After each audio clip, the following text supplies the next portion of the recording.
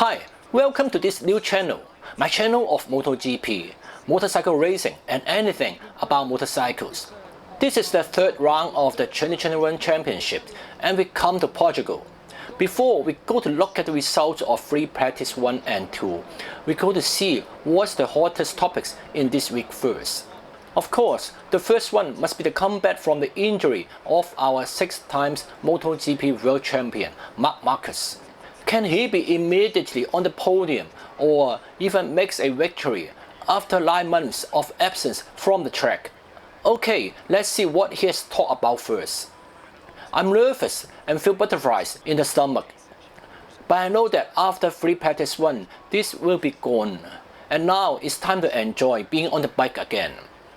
Marquez has already stated he has set low targets for this weekend. Of course, I'm not ready for that fight right now, but in the future, I hope to be in that first group. I will be not the same mark from free practice 1. I will need time because I'm still in my rehabilitation.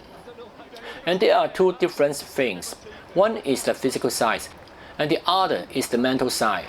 He emphasized he wasn't thinking about the title at this moment.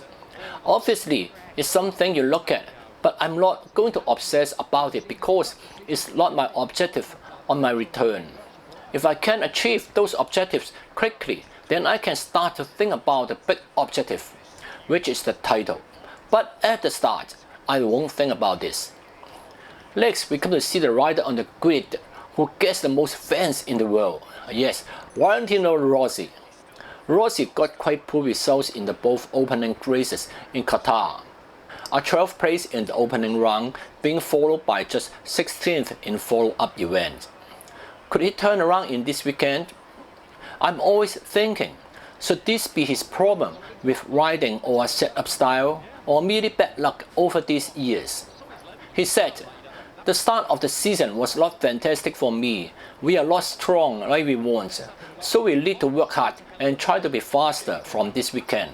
Yes, on the second race Sunday, we improved because mainly we changed something in the electronics, especially for the entry to the corner, and I feel better.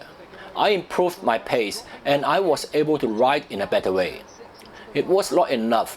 I expect to be stronger in the race, but anyway, it was an improvement, so we will continue along that point of view. Regarding Rossi's performance, Jorge Martin said that though Rossi is his idol, he thinks that Rossi couldn't be able to win anymore. Do you agree with his comments?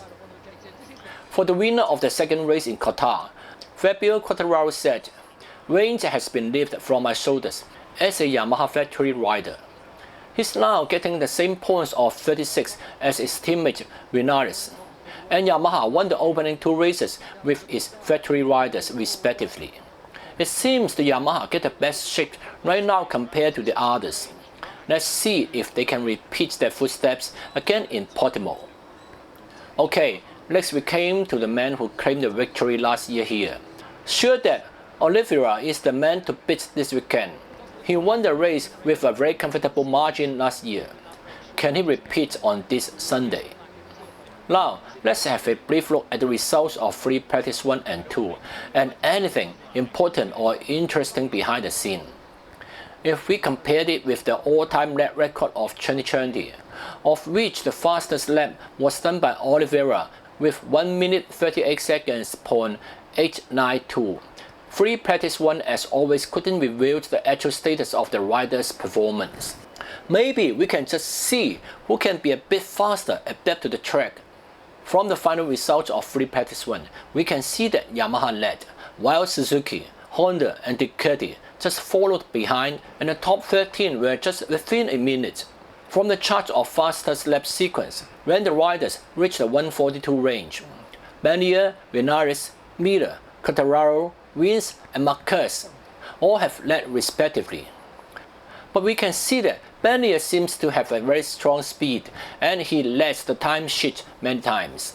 Another main point was we no longer worry about the performance of our 8-time champion Marquez. He came up to speed without any problem and even set the fastest lap twice in free practice 1. Then we come to free practice 2. Here we can see that Bagnaia would be a potential winner here. Quartararo, the defending champion Mir, and Rins from Suzuki, and also with good racing pace and speed. Oliveira was the fastest KTM with an 8th position. Again, from the fastest lap sequence chart, it can be proved that Bernier really got the pace since he was the only one who breaks the 140 barrier. And apart from Bernier, I think Quartararo and Mir were also very strong, since their names have also appeared many times in this chart. So how about Marc Marquez? He just got 6th place and never appeared in the chart. But he did a very good save with a big sliding in his final flying lap. It seems the previous Crazy Mark is back. Then let's see what are their comments after free practice 2. Marquez said that the speed is there, but it's true that the main question mark for me is how the arm will react during the weekend and how I will feel when I get up tomorrow. Because if I have less power, I will need to change a little bit the riding style. Yes, finally it's the rider who changed his riding style and then made a successful result. Another rider who changed his attitude and then gets a good result is Quartararo. He said that mentally, last year I arrived in a mood like 2 crashes in Valencia. The bike was doing bad, and I arrived there with the same mentality, and that was wrong. And right now, I'm just off from my victory from Qatar, and I feel like everything is good.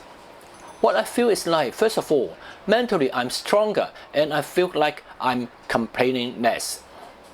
It is just a pity that Rossi could only get a disappointing 15.